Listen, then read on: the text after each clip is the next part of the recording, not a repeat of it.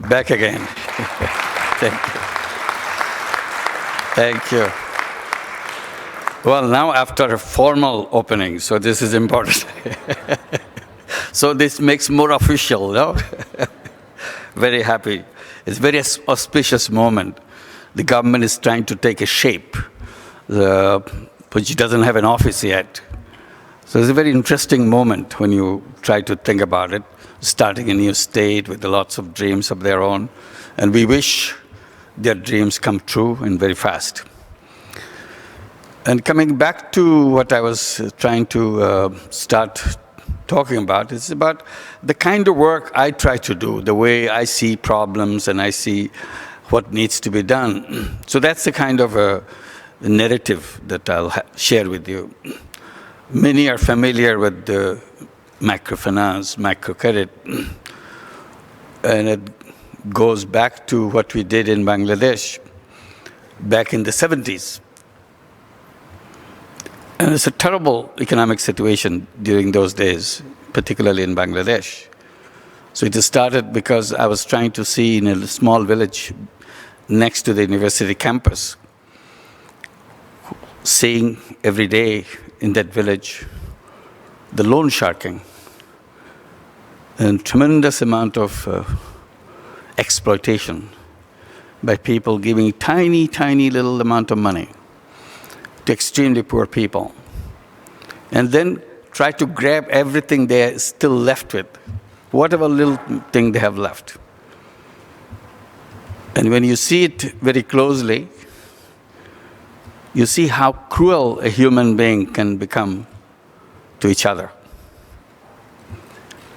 And when you see it at a very close range, face to face with the people who are the victims of this, and hear their stories, you feel very agitated, very angry with the world that you live in. But at the same time, you feel so insignificant, so helpless, that you can't do anything about it, because it's such an entrenched system. Suddenly it came to my mind, I can do something. I cannot change the world, but I can definitely solve the problem of few people in this village. And that was the thought. And the idea is a very simple one.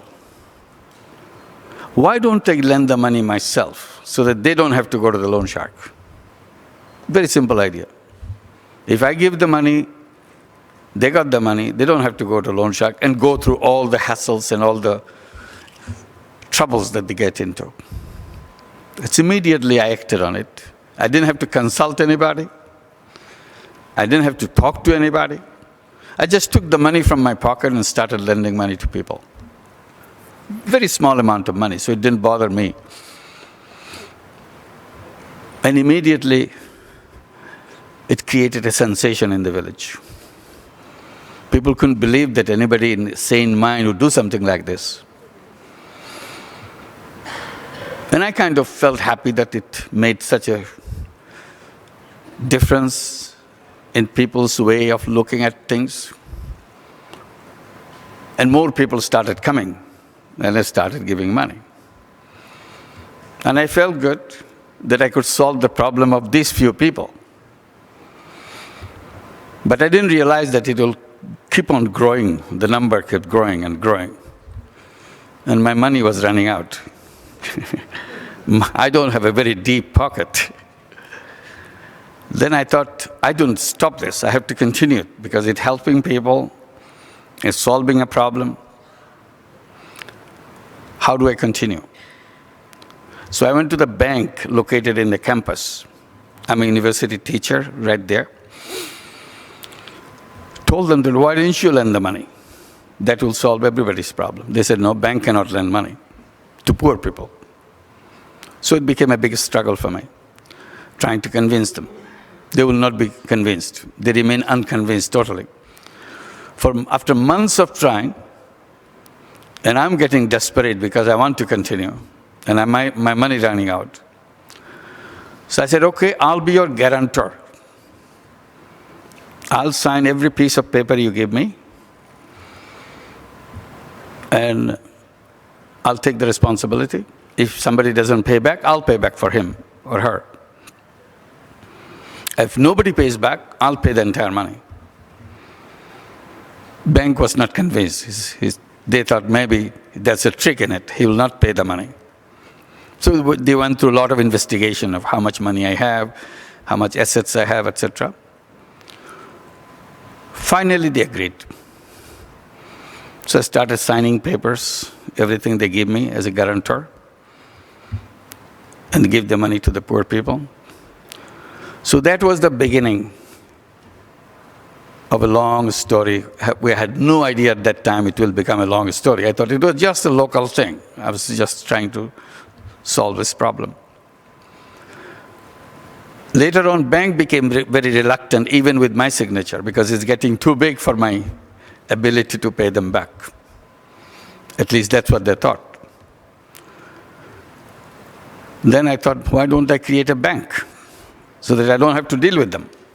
These banks will not work for me, not for the work I want to do. That's another long story. I started in 1976. Finally, in 1983, we became a formal bank, called it Grameen Bank or Village Bank. The word microcredit didn't exist in the dictionary of English language. But we had to describe what we were doing. So we had to explain it by saying that we give tiny loans to poor women. So the tiny loans became a word. We coined the word microcredit. And that became known as microcredit. So a new word came into the language. Later on, it became also microfinance. Now, looking back, I think I should have named it not microcredit, called it nanocredit. It's so small, even micro is too big. But anyway, this is how it works. Now, that bank in Bangladesh, Grameen Bank, has 8.5 million borrowers. Mostly women. 97% are women. And the bank is owned by the borrowers. That's a special feature of this bank. Right from the day one, we made sure the borrowers will own the bank. So they own the bank, 8.5 million borrowers. Two things we always insisted right from the beginning. Not only you take a loan from the bank, also you keep a savings account in the bank. Always save some money, tiny little money, whatever you can, every week. And that money gradually grew and grew. Today we lend out over $1.5 billion in tiny loans to 8.5 million borrowers every year. And the repayment rate is extremely high, near 100%, it's 98%, 97%. Never fail. Bank makes profit, profit goes back to them because they are the owners of the bank.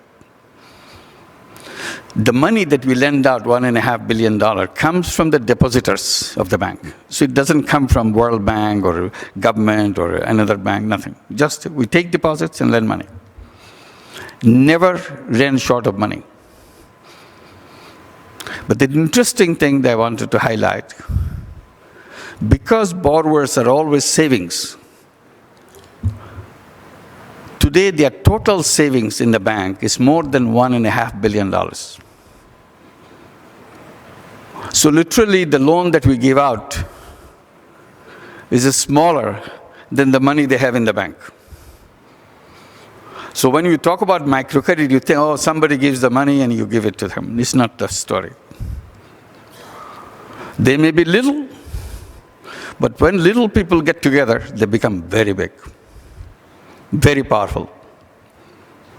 Today we can even tell in Bangladesh, in a business community meetings, like, look, don't ignore this poor women in Bangladesh. They can buy up the largest company in the country anytime they want. They have the money, ready cash. It's their money. They don't have to go to a bank to borrow from somebody, nothing. So that's the power they have. They want to mention that these are all illiterate people who joined Grameen Bank. Literacy never entered their families ever, because they're at the very bottom of the society.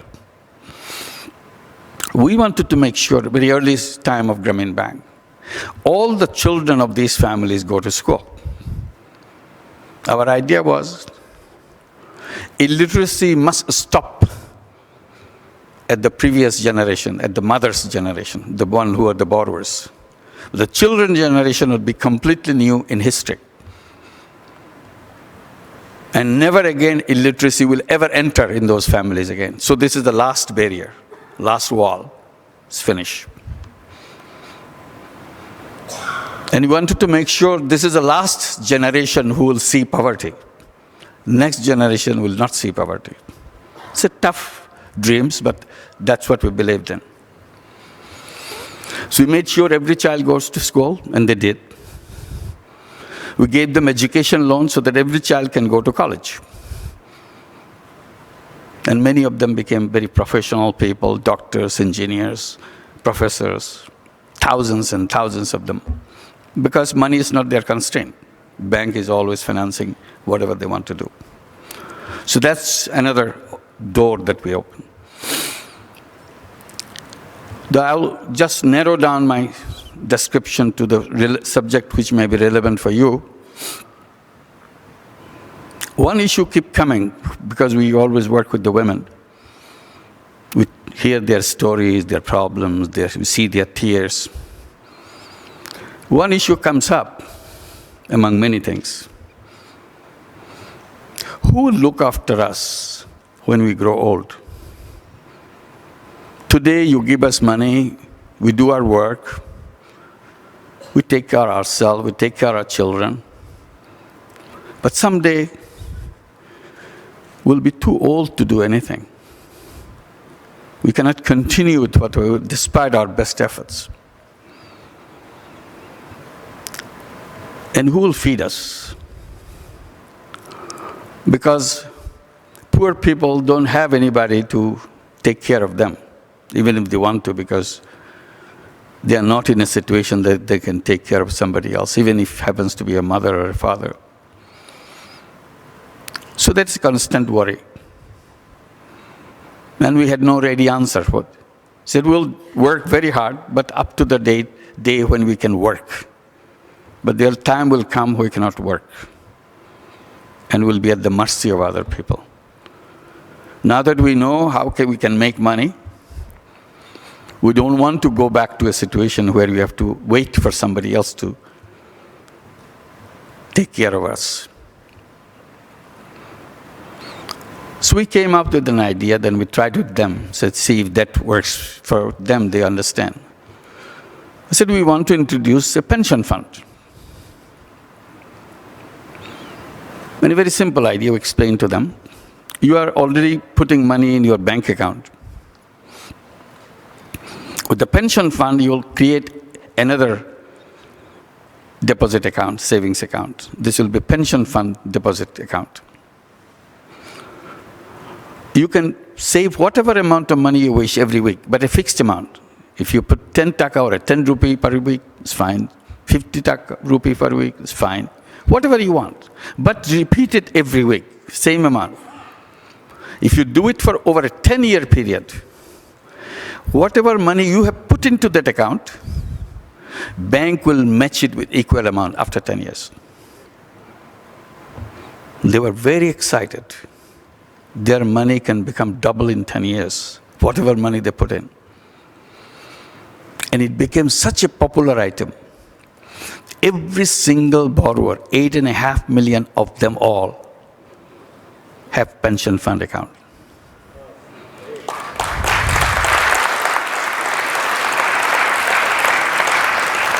And they started complaining again about us when we introduced. Why didn't you introduce it 10 years back? Today we would have so much money. Said, we are sorry, we didn't think about it. But now that we have thought about it, let's move. Not only they moved, they started with one account, and 2 years later, they said, can I open another account? It's okay, you're welcome, it's the same thing. So they have multiple accounts. Some will mature 10 years from now, some will mature 8 years from now, some will have mature 7 years from now because they put it in different accounts. Now they do not worry about their old age. Because they know that they can take this money, whatever money they got, put it to another account in Grameen Bank, which will generate monthly income for them. They don't have to be at the mercy of anybody. Health is a major problem when you deal with poor people. Poor people and poor health, these are synonymous words. You cannot separate each other. So that worries us a lot because health condition of women, of poor women, nobody cares. They literally rot, but they survive without anybody's attention. Since we are very close to them, we hear these stories every day. And particularly, it hurts us very much because we are so close to each other. When suddenly we hear the person that you knew, Mumtaz Begum, she died. She was a very energetic person, full of energy, full of leadership quality. She's the one who mobilized every woman in the village to join Grameen Bank and so on. Suddenly died, a young person, not old person, hardly mid-30s. What happened to her? Died at childbirth. So that hurts us. Why anybody should die in delivering a child? So we started thinking what we can do. Out of that, we created health insurance program. Very simple one. If you pay $4 a year, your entire family is covered under insurance. Entire family, not just you. And you get all the health services. A doctor will be located right in your village, along with all the other health services, health assistance, and so on, dispensary, clinic, and all that. And it worked very well. It's self-reliant. We were trying to build something which will cover its own cost. It's amazing that with $4 per person, per family, we could cover all the cost. Later on, we started having problems with that. Still, we're going through that problem. We cannot keep the doctors in the village. In the beginning, they will agree. They will go, give them good salary. But soon, they will realize that they should be back in Dhaka, where all the facilities are, not in the village. So our insurance program became faltering because you have no doctor. Now we are trying to solve this problem in another mega way, build a whole medical college, medical hospital, so that we train our own doctors to do exactly the work that we want them to do. So that we start at the very beginning of the whole thing, not just pick up people from another system and plant it to another system. So the whole system should be understood and accepted. And I'll tell you a little bit more of that. So we created many other things, like we created eye care hospital. Because Bangladesh has lots of cataract patients. And people accept it very easily. People think as you grow old, quote unquote old, whatever they mean by old, you see less. At one point, you may go almost blind. This is the problem of aging, problem of growing old. This is something God does to you. You have no control over it. So there was no complaint about it, because it's something accepted as done by your Creator. Then we started looking at it. It's such a simple thing. Eye surgery is a very simple operation. People have to suffer so much for that. So what we did, we created an eye care hospital in the village, because the number of eye care patients in Bangladesh is so enormous. The facilities that we have in Bangladesh is not enough. And all the facilities basically is concentrated in the capital city, Dhaka, not in far-flung places. So if you even have money, you have to come to Dhaka with your family, because patients are not allowed to go by themselves, so the family comes with them. And not everybody could afford that. So we created a hospital, eye care hospital, in the rural area. 10,000 cataract operations per year, that's the capacity. And we wanted to make it self-reliant so that it can cover its cost. It came to break-even point in 4 years. We are very happy that made it. It's a beautiful hospital, very well respected. Everybody is happy. And it covers its cost. Then we got assistance from Aravind Eye Care Hospital here in India. They helped us in training our surgeons so that they can do speedy surgery and so on. So we encouraged by that, we created the second eye care hospital in another region of the country. It came to break even in 3 years. That encouraged us more. So we built the third eye care hospital. And then we are having fourth eye care hospital under construction. And these are all self-reliant, self-sustainable eye care hospital. So we created many such companies which covers its cost. And people wonder, why do we create all those companies if you're not making money out of this? Personally, you should be getting rich out of that. I said, no, we are not. The whole idea of not making money. Idea is solving problems. So we started highlighting this particular type of businesses. We call them social business. Business to solve problems without intention of making money, personally. Company covers cost. Company makes profit. Profit stays with the company. It's plowed back. Investor can take back the investment money. Whatever I invested, I can take it back. So if you see all these 4 eye care hospitals, each one now will be returning the money that we invested in them under the principle of social business. So the money that we'll get back from 4 eye care hospitals would be enough every year to start another eye care hospital. 5 eye care hospital will generate enough return funds to build the 6th hospital. So it's a self-expanding system. That's a social business. People keep saying that, oh, you cannot have business like that. You need profit. Maximization of profit is the key to success of business.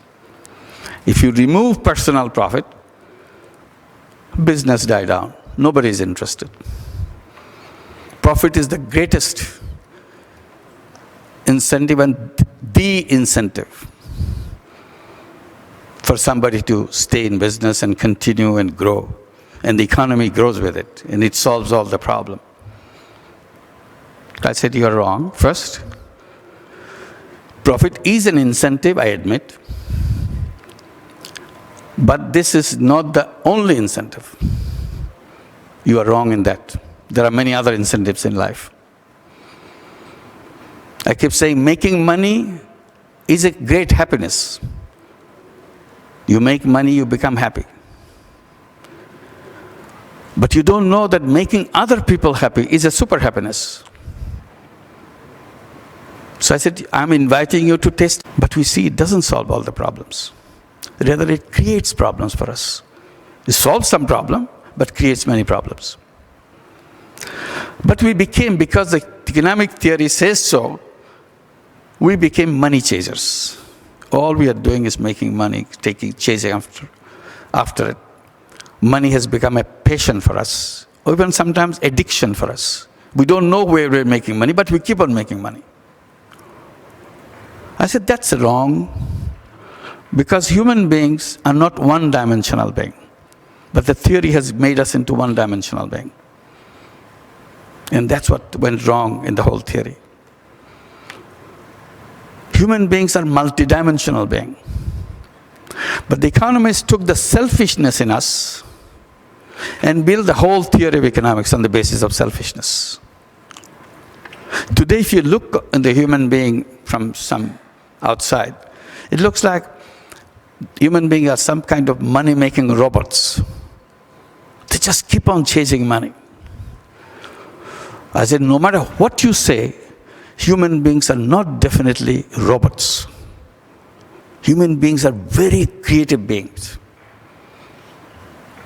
Don't forget that.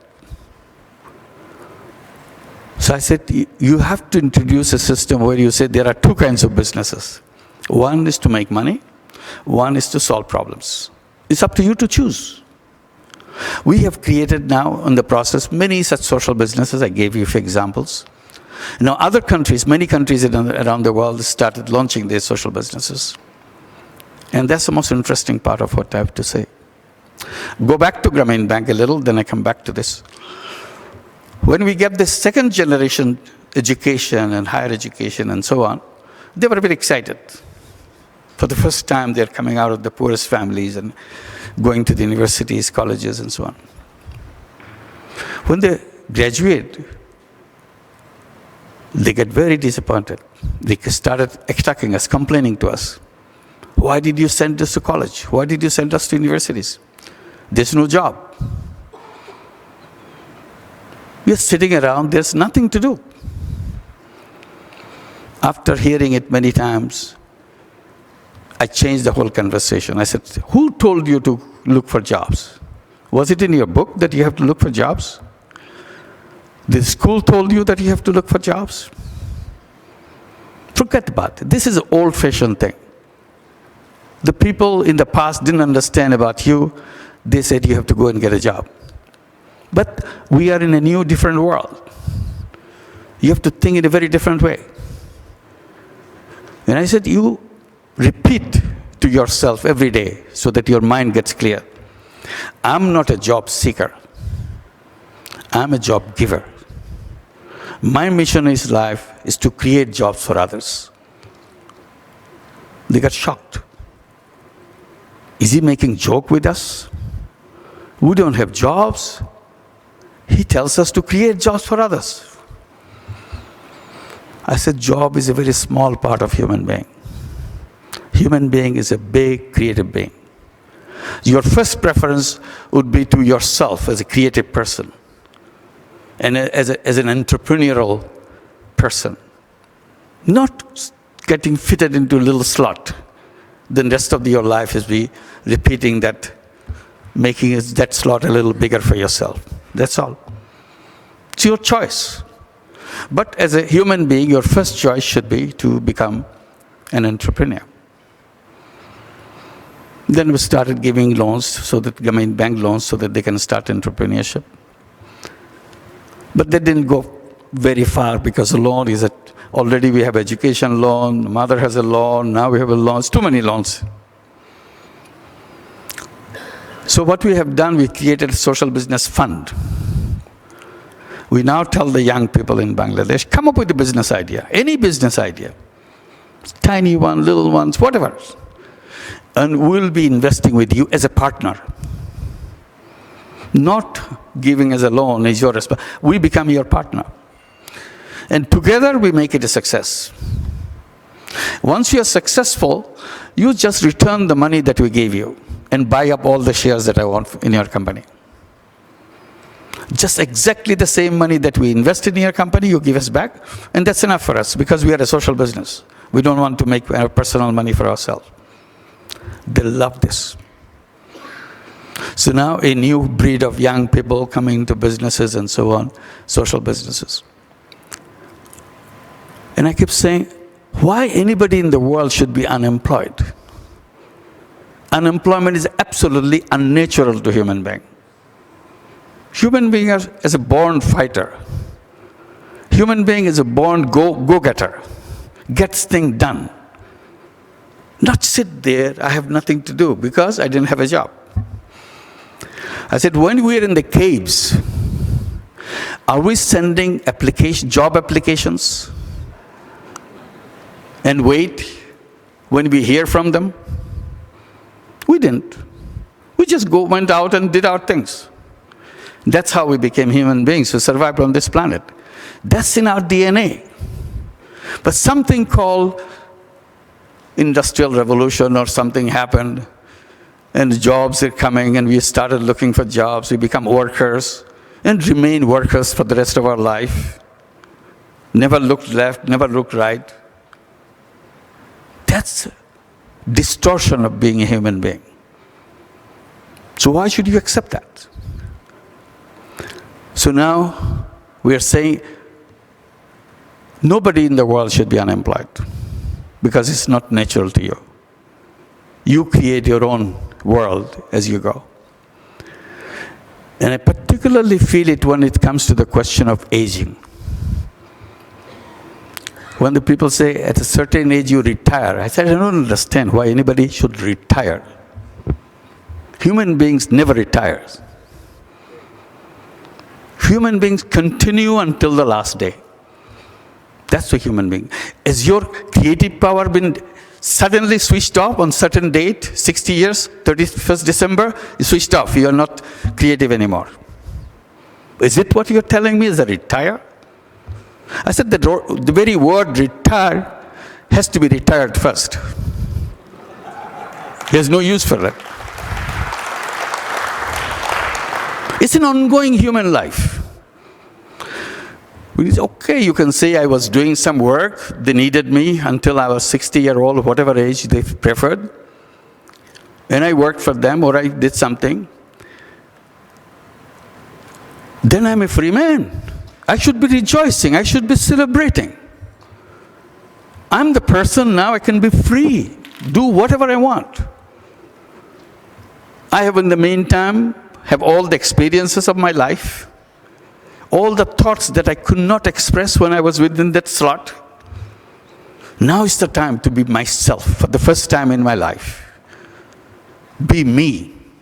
Enjoy being me. I said that will be period of rejoice rather than depression. Oh my God, I don't have a job. So job has kind of grabbed our minds and made us very small. We have to rediscover ourselves as a human being. And this is particularly true when we are talking about in 2014, because 2014, 60-year-old is as young as anybody. Because our health care, our own lifestyle and many things make us strong.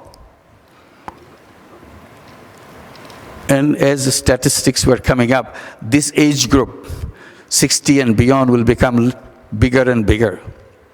More and more active.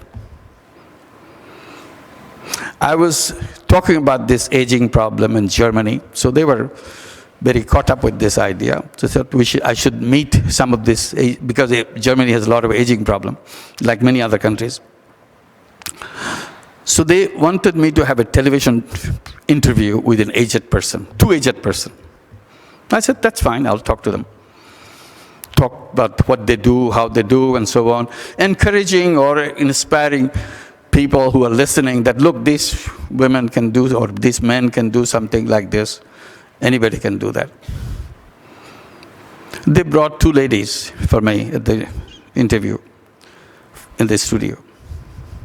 Both of them over 100, 104 and 105. The lady with 105, she's narrating all the stories about when she was young, how she was fighting with Hitler, how she was jailed so many times, how was attempted murder. She escaped from that, all kinds of stuff. In details, every single little incident. Name, place, date.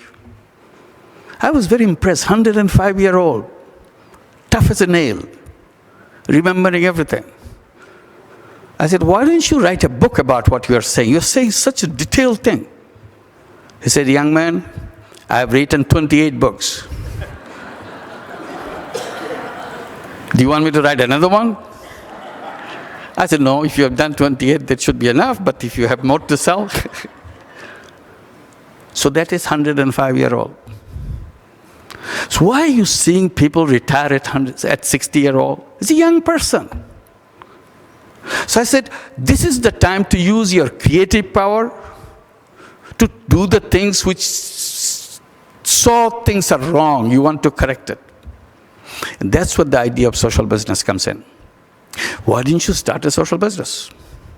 It's a problem-solving company.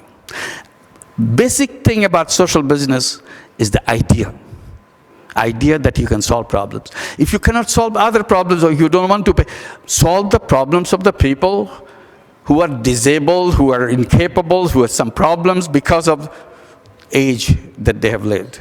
There are lots of problems, physical problems. You may be as young as at 60, but at 70, at 80, at 90, some problems, physical problems arise. But you can address them.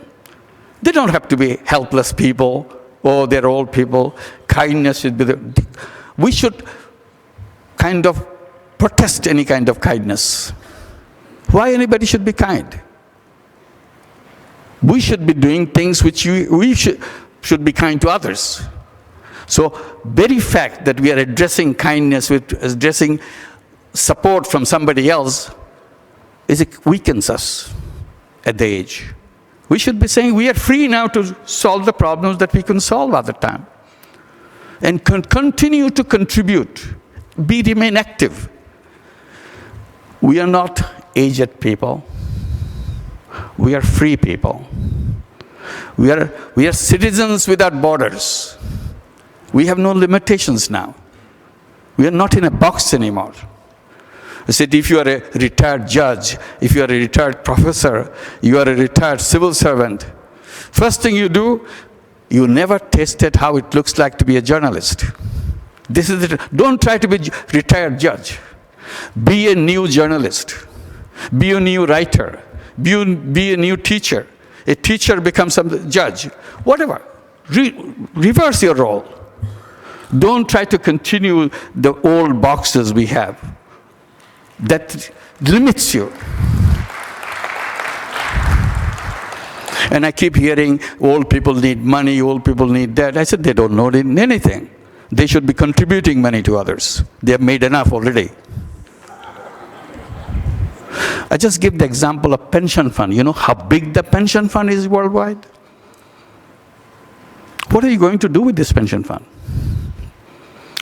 When we grow old, we'll take care of ourselves. That's the idea. No, when we grow old, we'll take care of others. That's what the pension fund is for.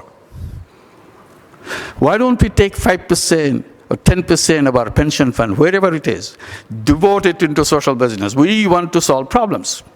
We want to create businesses to solve health problems, solve housing problems, solve our problem who cannot take care of themselves. So reorientation is very important. Rather than feel helpless, we feel powerful because we are free, because we have money, we have other. And say, not every one of us has money. Look at the poor old people, and I gave mention of the poorest old women. We didn't say you go for help. We said we built our own pension fund. Our own pension fund. It's my pension fund. Nobody contributed a penny in that pension fund. We can do that. It's a question of, again, mindset, what we do. So let's come up with those creative ideas, creative solutions, rather than seclude ourselves. This is something and this is something else. No. We create our own network. Network to do things, not seek some kindness from others, some special privileges from others. We would be providing them. And we will not be isolating as okay, we are the free people and we are separate. No, we work with the young people together. Again, a German case, I was taken to a village in Germany to notice one particular aspect. They're beautiful school, huge school, playground, gymnasium, everything in the village of 3,000. They wanted to show me these schools, school after school, in village after village, are empty. There's no kids. School built for whatever number of children are not there. 1/3 of the children are there. 1/4 of the children are there. Because there are not enough new children coming up. But the village is filling up with people with over 60.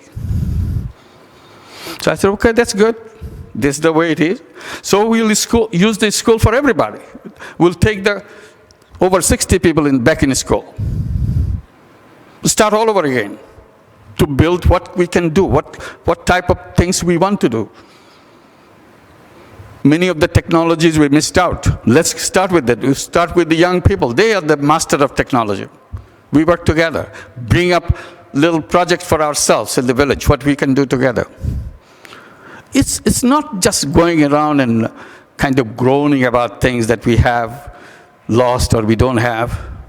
We build our own world. And we are active people, creative people. And we have many ideas. And we have resources. The experience that we have is a resource. And we sharpen it rather than live on it. Because if we keep on repeating what experience we have, we'll put the new generation in trouble. Because many of the things we have done became irrelevant. So let's not impose on the new generation. They want to start completely new. And you should admire what they're doing and applaud them. That's our job. Saying that this is one, must try out. Let's try. We didn't do it, you didn't know about it, but you figured it out well. So they should be able to do things which you never did. Because we didn't have the opportunity, we didn't know about it. This young generation know about it. They are very powerful young generation. So we have a coalition between the experience and the innovation. And then we create the world that we do. So that's the challenge before us. And we can make it. Thank you very much.